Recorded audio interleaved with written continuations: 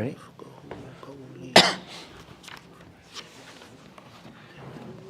الحمد لله نحمده ونستعينه ونستغفره ونعوذ بالله من شرور أنفسنا ومن سيئات أعمالنا من يهده الله فلا مضل له ومن يضلل فلا هادي له وأشهد أن لا إله إلا الله وحده لا شريك له وأشهد أن محمدا عبده ورسوله صلى الله عليه وعلى آله وأصحابه ومن تبعهم بإحسان إلى يوم الدين أما بعد.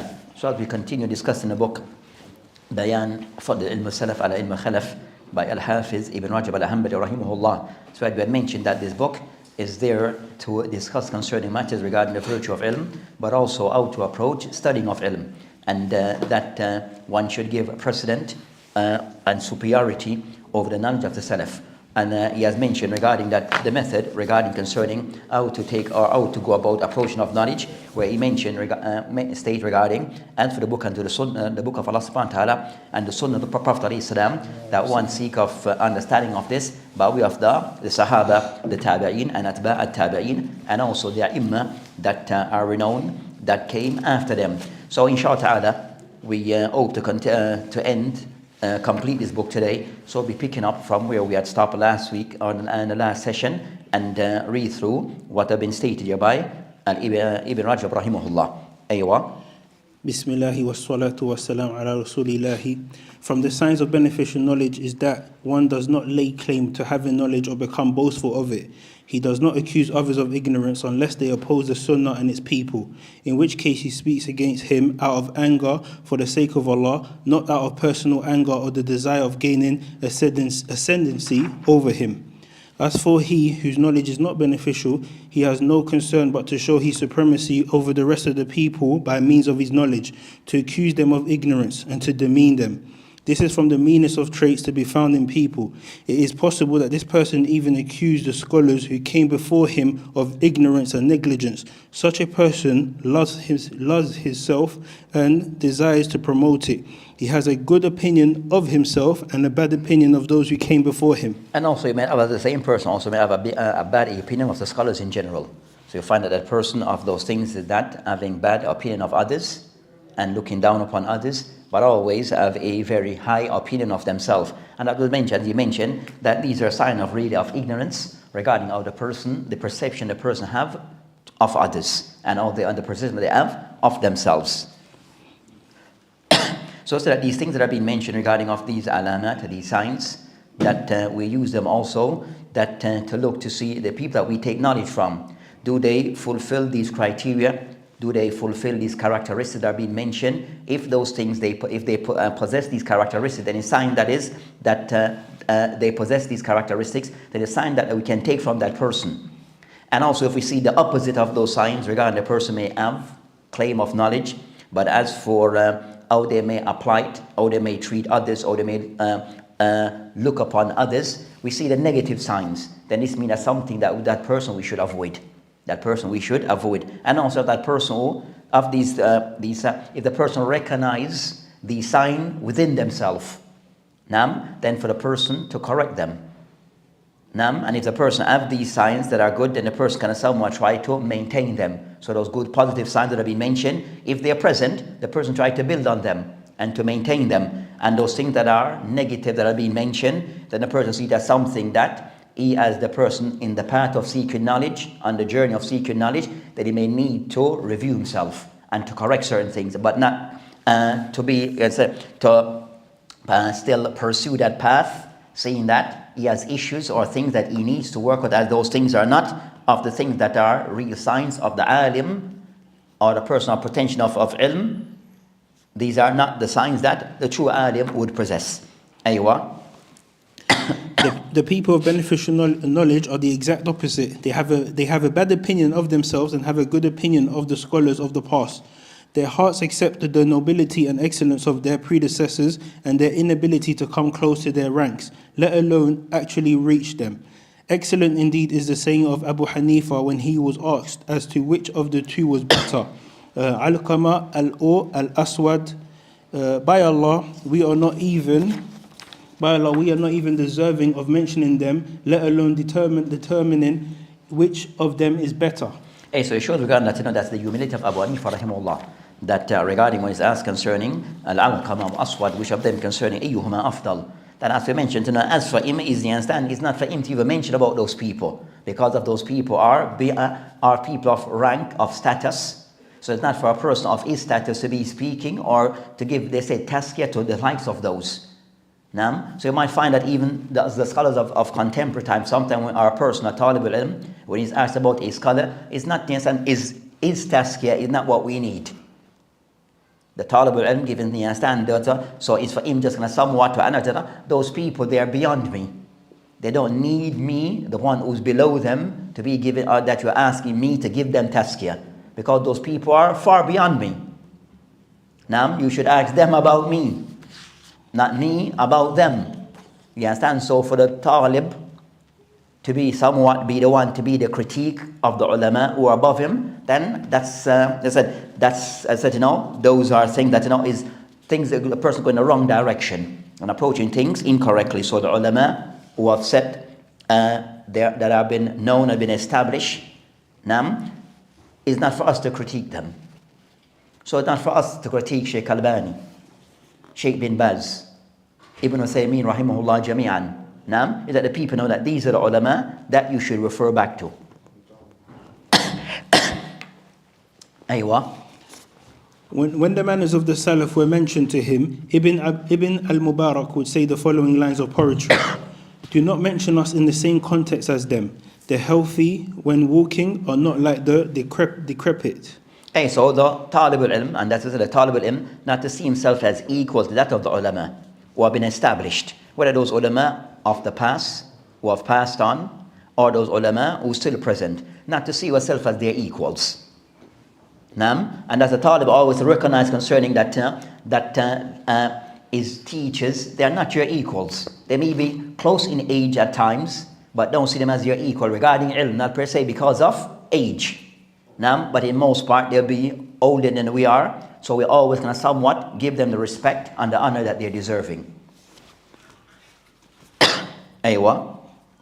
Whoever's knowledge is not beneficial and deems himself better than those who preceded him in his stances and his laborious speech, will also deem himself better than them in knowledge or ranking in the sight of Allah.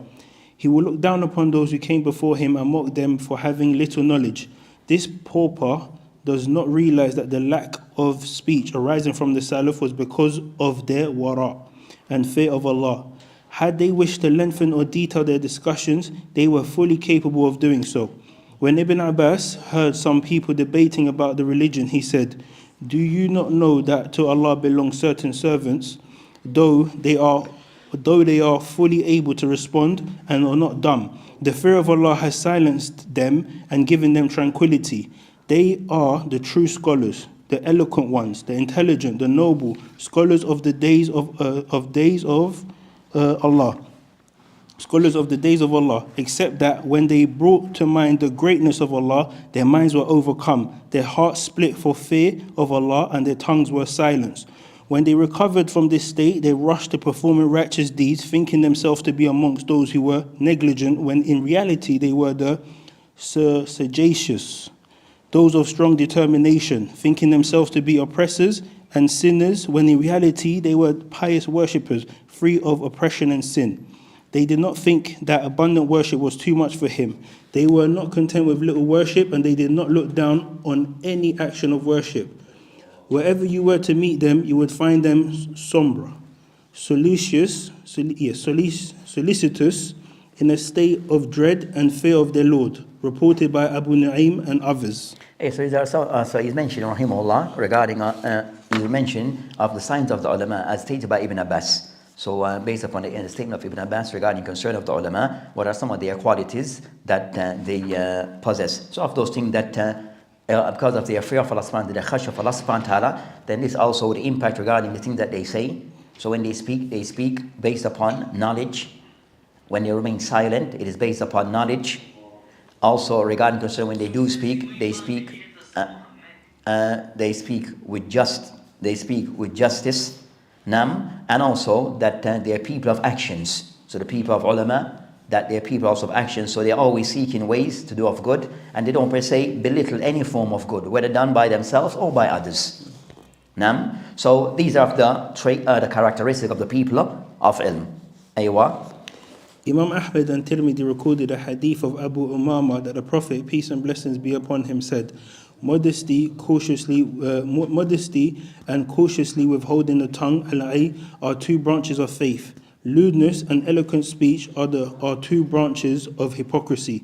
It was declared Hasan by Tirmidhi and also recorded by Hakim, who declared it Sahih. It is some kalam on the hadith, there's some hadith regarding concerning that Hisan ibn Atiyah, did he hear from Abu Umama? So you have a discussion between the ulama of hadith. Did this Rawi, Hisan ibn Atiyah, did he hear from Abu Umama radiallahu anhu? So based upon this, that they mentioned At-Tirmidhi rahimahullah, or the hadith to be Al-Hasan, or the hadith to be Hasan, and also Al-Hakim, who also authenticated the hadith.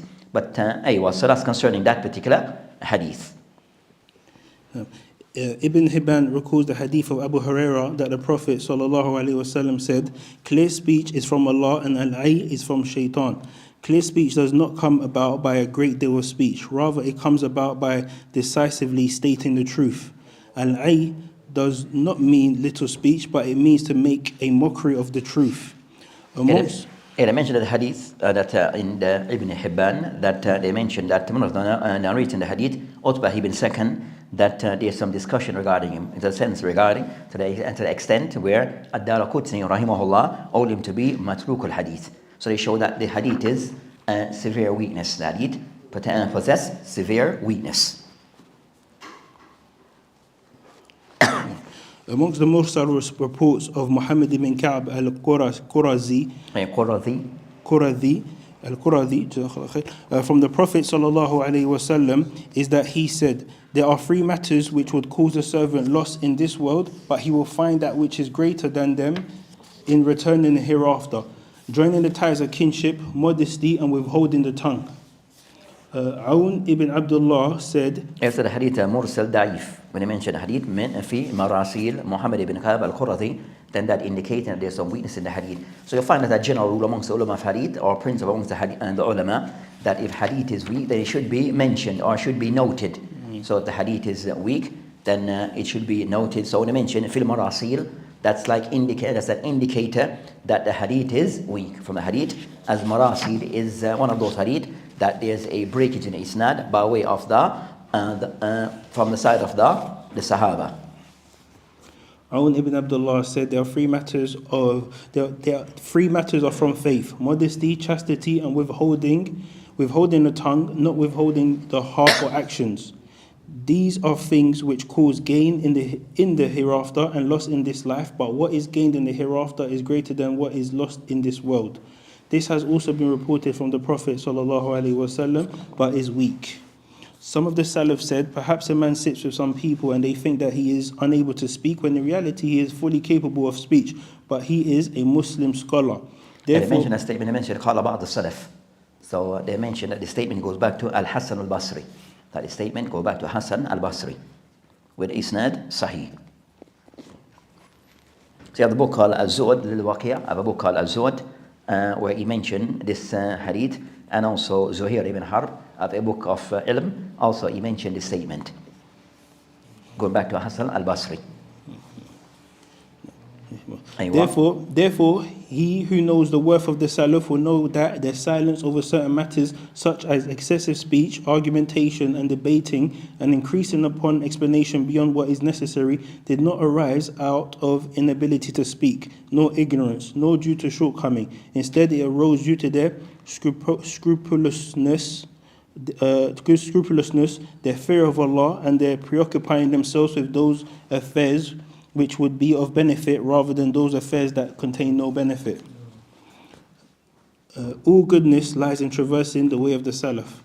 Regardless of whether it be in the foundation of the religion or the subsidiary issues, the exegesis of the Quran, the explanation of hadith, asceticism, matters which soften the heart, points of benefit and wisdom, exhortations, whatever the Salaf spoke about, whoever traverses their path. So I mentioned regarding that he mentioned before regarding the path regarding of seeking of ilm, and the proper way of attaining of ilm is by way of following the path of the Salaf al-Salih. So this also, so the person trying to follow the way of the Salaf al-Salih, this would, so this is in regards to a matter of usul al-din, so in the area of usul al-din, which is matters regarding aqidah, as they refer to usul al-din as matters of aqidah, and matter of, and also extend to fundamental matters regarding the religion, so usul al-din, that some may mean by usul al-din primarily matter that relates to aqidah, and I mention as furu, meaning matter that relates to ahkam al-fiqh. And of the ulama who mentioned that usul al-din regarding of those fundamental things of Islam, that would include matters of aqidah and also matters of fiqh. But in this context that he means, and so that's and also regarding also in matters regarding to the Quran, that studying of the Quran and the Hadith based upon the method of the Salaf al-Salih. And also we approach matters in relation to az-zud wa raqa'iq, things of softening of the art, also according to the method of the Salaf al-Salih. And we have, as we mentioned, that books on all these topics. So one is not, it's not an absence of these works. Maybe it's the absence of us being acquainted with those works. That were written by the Salaf al-Salih regarding matters in tafsir, hadith, matters regarding az-zud, matters regarding fiqh, aqidah, that the works of the Salaf is there. So it's not absent, but just that we are detached from those works. We are detached from those works. Aywa. Whoever traverses their path in this is rightly guided, and whoever does not, instead involving himself in excessive questioning, disputation and speculation, is not rightly guided. However, if this latter person was to admit their excellence and his own shortcoming, then his state is better. Iyas ibn Muawiyah said, "Only a fool is unaware of the defects of his own soul." It was asked of him, "What is your defect?" He replied, "Speaking too much." So of those things you should regard the individual also, that we should review ourselves. And to see what are my shortcomings, right? So a person looking to himself to see what are my shortcomings and see how he can rectify those things, but not all the time trying to point out the faults of others and never see the faults of ourselves. So of the things that Salaf, they would look to their own faults and see how they can correct those things, and of those faults that there's a fault in a person that he mentioned, kathrat al-kalam, that person who speaks a lot. So speaking a lot, some of the Salaf, they held this to be something of a fault, a shortcomings within their character. Aywa. However, if this latter person was to attribute excellence to himself and deficiency and ignorance to those who preceded him, then he had clearly deviated and has suffered a great loss. In summary, in these corrupt times, it is upon the person to either be content that he is a scholar in the sight of Allah, or not be content with this, and instead content himself with being a scholar in the eyes of the people. So either a person trying to be a scholar, and that is trying to gain Allah subhanahu wa ta'ala's pleasure, or he's trying to gain the pleasure of the creation regarding concern the knowledge that he possesses. So for the person to weigh out as to which of the paths he chooses to take, doing things for the sake of Allah subhanahu wa ta'ala, using this ilm and seeking of this knowledge for the sake of Allah subhanahu wa ta'ala, and using it for the sake of for the deen of Allah subhanahu wa ta'ala, or it's for the using it for the purpose of to please the people. And if you're going to be for the pleasing of the people, you're going to say what entice the people and what the people that they want to hear. So that's concerning. You find that the latter may be the majority that we find today. May fall into that category. Aywa. If he chooses the first, let him suffice with Allah's knowledge of him. Whoever has a state of gnosis existing between him and Allah will suffice with Allah's knowledge of him.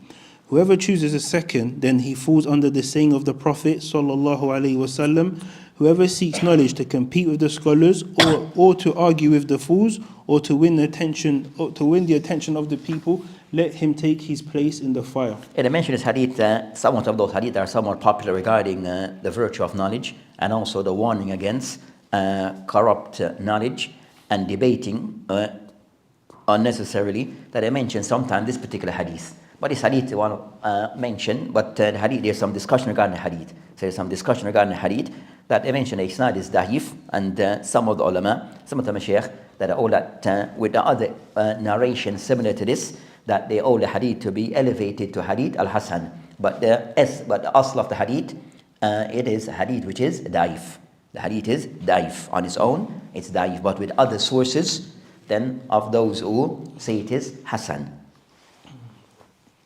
Wahib ibn al-Ward Here one book, there's like a risala that it discusses consider the virtue of knowledge, a hadith that are daif that are mentioned regarding fadal al-ilm, the virtue of knowledge. But it's a little risala, I think written by one of the mashaykh from Misr, that write concerning a hadith that are generally used in relation to the virtue of knowledge, but these hadith are knowledge, but these hadith are daif, but they're somewhat used a lot. So amongst them, this hadith is mentioned. From what I can recall, that he mentioned this hadith is mentioned. Aywa. Wahib ibn al-Ward said, it could well be that a scholar in the eyes of the people is counted to be amongst the ignorant in the sight of Allah. Muslim records the hadith of Abu Hurairah that the Prophet ﷺ said, the first to be burnt in the fire are three, amongst whom are the scholar and the reciter of the Quran, who only learnt their knowledge that it may be said of them, he is a scholar, he is a reciter of the Quran. It was indeed said of them, and they will be dragged face first into hellfire. Yes, so this hadith again, now this hadith is mentioned, the hadith in Sahih Muslim, again regarding and showing concerning that with ilm, that's like a double-edged sword. So it can have a benefit if it is used correctly, but also so if it is used correctly as for what is intended, then that will be for the person. But also with ilm, it can be something against the person. So as I mentioned concerning man qara al-Quran, لتعلم الإم يقال هو قارئ, that a person of learn the Quran because he wants to be said, he is a qari. Or the person have studied the hadith, but he said he's a muhaddis.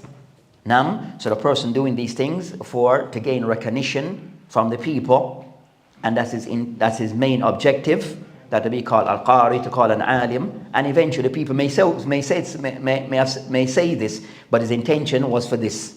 He wants this attention, he wants this fame, he wants this recognition. Then with that I mentioned, it would be said, but as for his intention, a person's intention, that it was not correct. So it may achieve his goal, which the people may not be aware of, but is known with Allah subhanahu wa ta'ala. But Allah subhanahu wa ta'ala hold him accountable. So it shows regarding that knowledge is something that one have to have the right intention in seeking of knowledge. Aywa. And that also if the personal intention is not correct, it can be used, it becomes something against them and open for them to be punished Yawm al-Qiyamah. If one does not content his soul with this, contenting it instead with the position of judge, simply because this is a position that people respect, then he has chosen that which is lesser in exchange for that which is best, and he has moved from the ranking of scholar to the ranking of oppressor. This is why, when one of the Salaf was offered the position of judge, he refused, saying, I only learnt knowledge that I may be resurrected with the prophets, not that I may be resurrected with kings. Yes, so the Qadi is more closer than them. This Athar, that the Qadi, the judge, that is more closer to the people of the Muluk. And the person's the alim, that is more so closer to the people, the common people, to the Anbiya. So it's more so in the roles of the Anbiya. As for the Qadi, is more so in the city, and that is more so closer toward the people who are the Muluk. So you find some of the ulama of the past that they have rejected the role of being a Qadi. So you find the ulama of the past who have rejected the role of being a Qadi. So you find the likes of Abu Hanifa rahimahullah that was asked to be the Qadi and he refused. But his students, that they accepted the role as being a Qadi. So his student, that they accept the role of being a Qadi, and that's how the method of Abu Hanifa somewhat it spread, because of those students who took the role of being a Qadi, that was a factor in spreading the method of Abu Hanifa rahimahullah. But he himself rejected that role. Aywa. I only learnt knowledge that I may be resurrected with prophets, not that I may be resurrected with kings. The scholars are resurrected with prophets, and judges are resurrected with kings. Okay, no, Abdul Salam Burgess, remember? You know Abdul Salam Burgess, were you around? Yeah, so he was a judge. He was a judge, rahimahullah. He was a judge. Appointed a judge, I think in Mecca, but he only can last for a few years and then just remove himself from being a judge. So some people might have that, but then it's not the thing that they want. Not the thing that their goal in life. So he at some point then he removed himself from being a judge and go back to being a teacher, just being a teacher.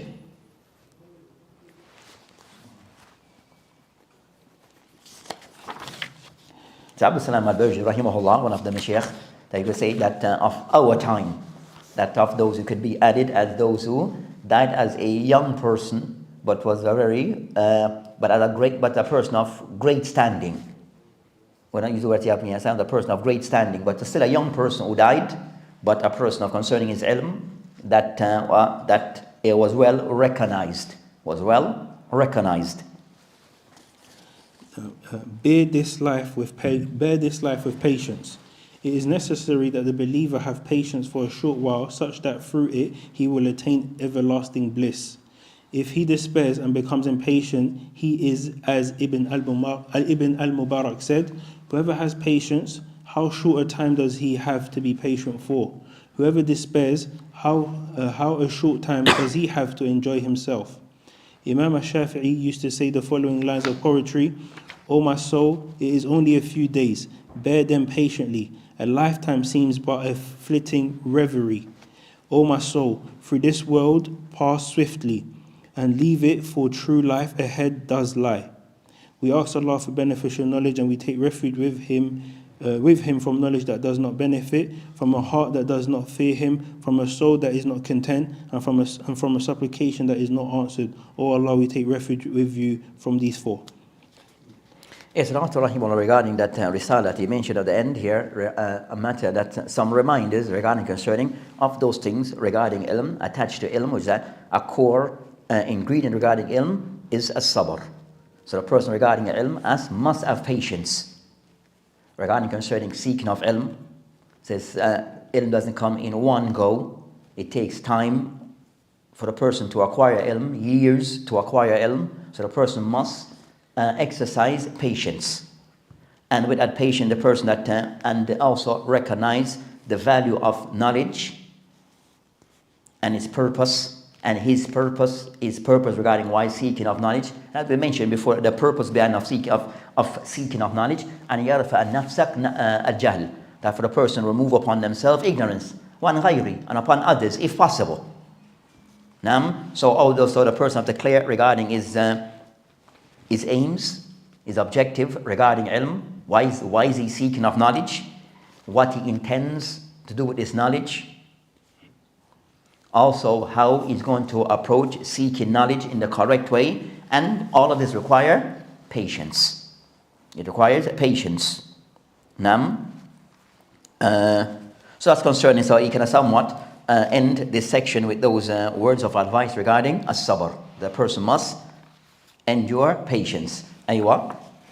No. All praise and thanks are due to Allah, the Lord of all the worlds. May Allah bestow His peace and blessings upon our Master Muhammad sallallahu alayhi wa ala alihi wa sahbihi ajma'in. The people of the book and their hard hearts.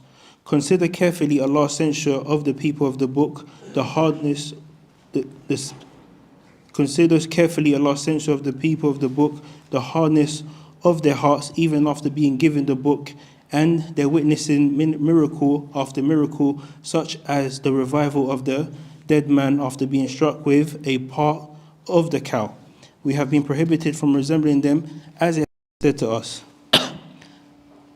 أَلَمْ يَأْنِ لِلَّذِينَ آمَنُوا أَن تَخْشَعَ قُلُوبُهُمْ لِذِكْرِ اللَّهِ وَمَا نَزَلَ مِنَ الْحَقِّ وَلَا يَكُونُوا كَالَّذِينَ أُوتُوا الْكِتَابَ من قبل فطال عليهم الأمد فقست قلوبهم وكثير منهم فاسقون. Yes, so the author also regarding of those things to be mindful regarding with ilm, that not to follow the example of those who came before us, in this kind of Al-Kitab, and after that that even though they were given revelation, the book, and they were witness to this and to the miracles that occurred, but still their hearts were hardened. So even though they might have the revelation, so we the Muslim today, we have the book, Quran, and the thing that we have, but also that hearts can be still hardened due to other factors. So try to not follow the example of those who came before us. Aywa. So a caution against concerning our hearts becoming hardened. Aywa. Translation of which, has the time not arrived for the hearts of those who have faith to yield to the remembrance of Allah and the truth He has revealed? So they are not like those who were given the book before, for whom the time seemed overlong, so that their hearts became hard. In another place, Allah explained to us the cause of their hard hearts, saying, فَبِمَا نَقَضِهِمْ مِثَاقَهُمْ لَعَنَّهُمْ وَجَعَلْنَا قُلُوبُهُمْ قَاسِيَةً. Translation of which, but because of their breaking of their covenant, we have cursed them and made their hearts hard, thereby informing us that the hardness of their hearts arose as a punishment of their breaking the covenant of Allah. This is by opposing His commands and doing what He prohibited after they had accepted the contract. Then Allah says, يحرفون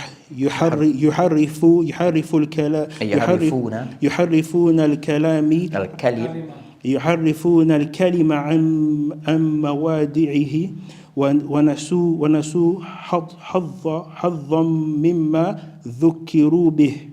Translation of which, they distort the true meaning of words and have forgotten a good portion of what they were reminded of. So they mentioned regarding of the asbab. So they mentioned as the heading, the topic regarding that of those things that qaswatul qulub, the heart becoming hardened.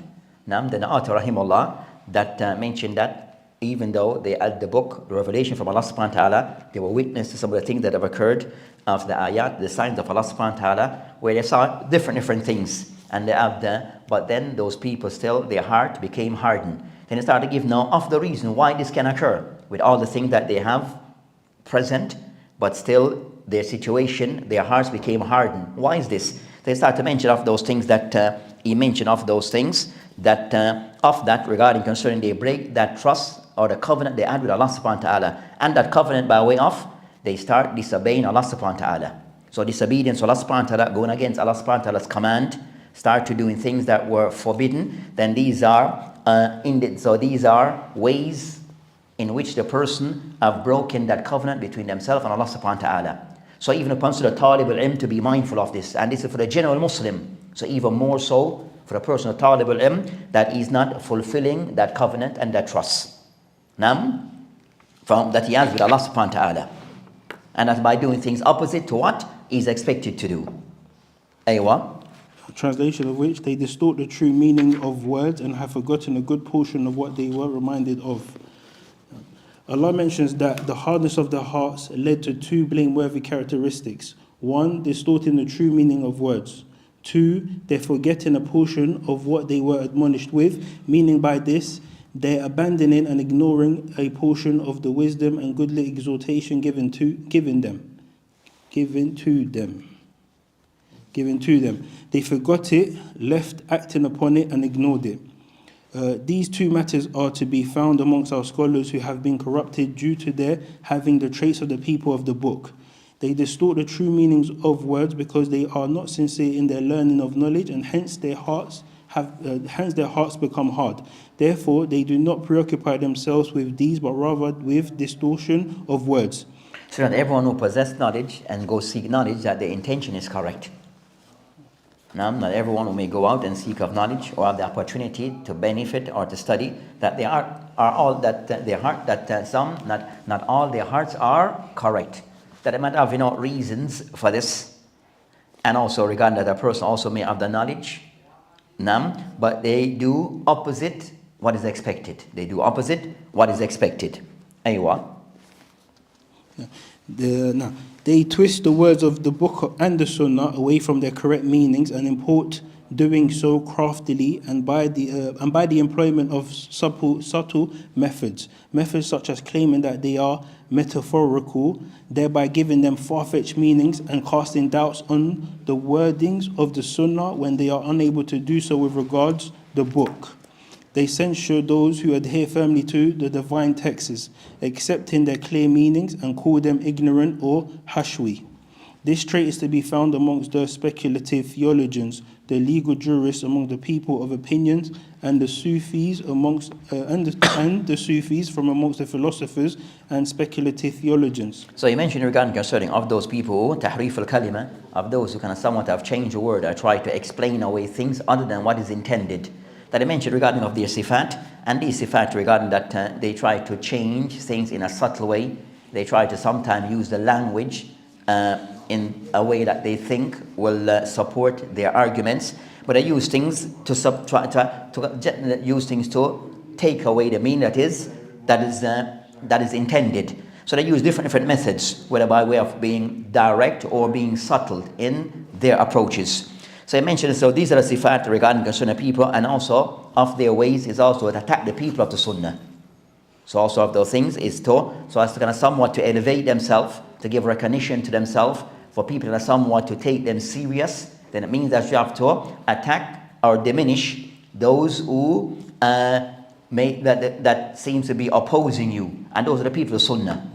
So they see the people of Sunnah opposing them, then they will try to attack them or to tarnish their reputation and call them names. So as he mentioned, that all of these sifat, as he mentioned here, these are the sifat he mentioned of those people of tasawwuf, falasifa, and also mutakallimin, and also says, so this is the pattern of the people of al-ahwa wal-bida from qadim wal-hadith, the people of the past and present.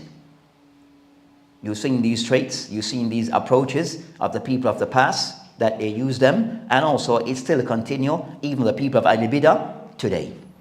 Still the same pattern. Aywa. They also leave aside a portion of the beneficial knowledge they have been admonished with. Hence their hearts do not accept admonition and exhortation. Instead they censure those who learn that which makes them weak and soften their hearts, branding them storytellers. In their works, the people of opinion state, quoting their teachers, that the fruits of knowledge indicate the nobility of that knowledge. So the fruit of whoever preoccupies himself with exegesis of the Quran is to narrate stories and admonish people. And the fruit of whoever preoccupies himself with their opinions and their knowledge is that he is able to give legal verdicts, pass judgments, and teach. Such people come under the meaning of the verse, يعلمون ظاهرا من الحياة الدنيا وهم عن الآخرة هم غافلون. They know the outward translation of which, they know the outward aspects of the life of this world, but are heedless of the hereafter.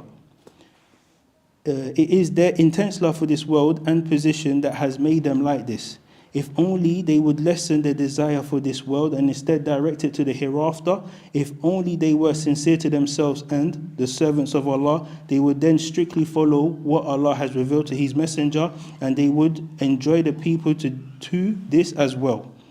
As a result, most people would not violate and that's the objective behind the dawah, that for the person kind of somewhat to recognize and to know what the Prophet ﷺ was upon regarding his aqidah, ahkam of Islam, regarding suluk, behavior and conduct, and invite the people to this, and for them to follow this, and to invite the people to this. That's the purpose, to know what the Prophet ﷺ came with, and to somewhat to spread this amongst the people, and to encourage the people to apply this. And that's the dawah, that's the objective of the dawah, not to come with something which is foreign to this. Aywa. As a result, most people would not violate the dictates of taqwa, and the text of the book and the sunnah would suffice them, with only a few of them not being satisfied with them. These few Allah would cause to return to the truth by way of those who had correctly understood the divine texts, and hence people would be left in no need of those concocted false subsidiary rulings, and crafty tricks through which the doors of usury and other proscriptions have been opened. Today we see the prescribed being prescribed by way of the simplest of tricks and twists, just as the people of the book used to do. May Allah guide those who believe to the truth in those matters in which they have differed, and Allah guides whoever He wills to the straight path. May Allah send abundant blessings of peace upon our Master Muhammad, upon his family and his companions until the Day of Judgment. Allah suffices for us, and an excellent disposer of our affairs is He. So that's the conclusion of the author Rahimullah regarding this thesis that he have wrote, and as the title mentioned, Bayan Fadl Ilm Salaf ala Ilm Khalaf, which is thesis. The purpose of it is to clarify the excellence of the knowledge of the Salaf over that of those who came after them and somewhat have deviated regarding concerning of ilm, which is leaving away the path of the Salaf al-Salih, the Sahaba, the Tabi'een and Atba' al-Tabi'een, and those of the Imam who came after them upon this way. So this thesis generally is a reminder regarding the virtue of ilm, as he started out the virtue of ilm, also that ilm is of that knowledge which is beneficial and that which is not beneficial. That beneficial by way of the person who have the knowledge and they act upon it and call and invite to this and owe to this. As for it become non-beneficial, where that either that knowledge itself is a knowledge or information that is out there, but in Islam it holds no status or place regarding learning things of sihr and the likes, so that even may be considered to be knowledge, but knowledge of no benefit. And also knowledge of benefit could be by way of the person may have the information, have the knowledge, but does not act upon it. Now, then that knowledge become detrimental to the person because he's not acting according to that knowledge.